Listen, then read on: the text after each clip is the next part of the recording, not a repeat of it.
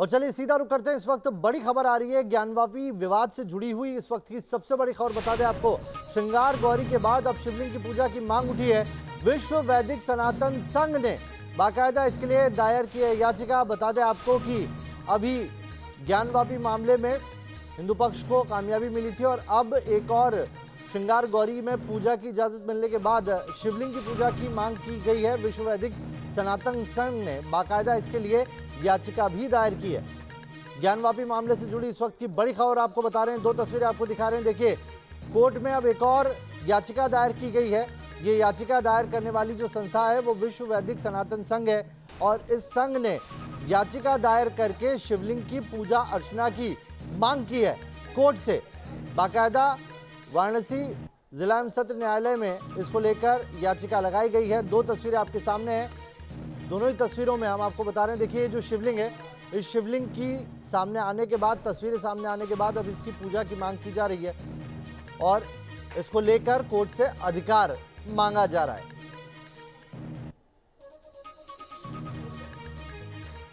श्रृंगार गौरी में पूजा की इजाजत मिलने के बाद शिवलिंग की पूजा का अधिकार मांगने के लिए कोर्ट गया है ये संघ।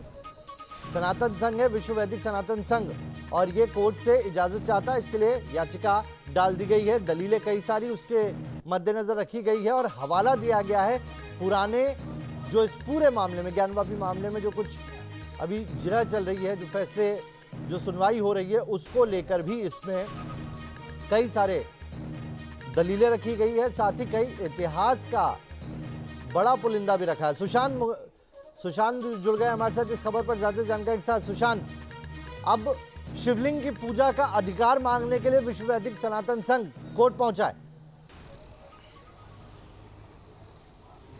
देखिए, विश्व वैदिक सनातन संघ सिर्फ शिवलिंग की पूजा नहीं बल्कि पूरे ज्ञानवापी परिसर की जमीन पर अधिकार चाहता है और साथ ही दो और इस याचिका में मांग की गई है। एक तो जो वहाँ पर शिवलिंग मिला है जिसका दावा किया जा रहा है उसके पूजन का, इसके अलावा गैर हिंदुओं के प्रवेश वर्जित होने का। ये तीन ऐसे मांग जो है याचिका में इसमें डाले गए हैं और इसको लेकर के फास्ट ट्रैक कोर्ट वाराणसी में सुनवाई इस समय चल रही है। दरअसल इस मामले में भी अंजुमन इंतजामिया कमेटी ने पोषणीयता पर एप्लीकेशन दिया है, यानी कि 7/11 की मेंटेनेबिलिटी को लेकर के अभी फिलहाल सुनवाई चल रही है। क्या लग रहा है आपको? वकीलों से बात हुई आपकी?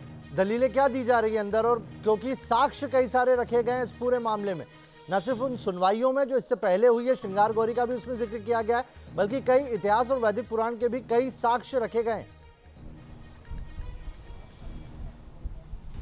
देखिए, जो श्रृंगार गौरी केस था उसमें 1993 तक व्यास परिवार पूजा करता आया था। इस साक्ष्य के आधार पर उसकी पोषणीयता हुई है।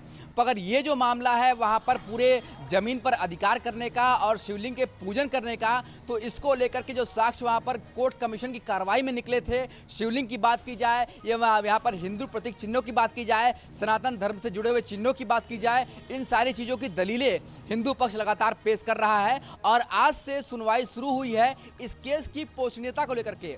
यानी कि अभी हिंदू पक्ष अपना पक्ष रखेगा, इसके बाद अंजुमन इंतजामिया कमेटी अपना पक्ष रखेगी और उसके बाद जो फास्ट ट्रैक कोर्ट है वो तय करेगी कि ये केस जो है पोषणीयता का आधार पर आगे चल सकता है या रद्द किया जा सकता है। जो श्रृंगार गौरी केस था उसमें दूसरी दलील थी, पर इसमें हिंदू पक्ष की दूसरी दलील है। जो हिंदू साक्ष्य मिले हैं, वहां पर प्रतीक चिन्ह मिले हैं, उन सारे दलीलों को फिलहाल कोर्ट में पेश किया जा रहा है। तो माना जा रहा है कि अभी सुनवाई का ये दौर है, ये कुछ दिनों तक चलेगा और उसके बाद नतीजे सामने आएंगे कि ये केस पोषणीयता के आधार पर आगे चल सकता है या नहीं चल सकता। बहुत बहुत शुक्रिया सुशांत तमाम जानकारी के लिए।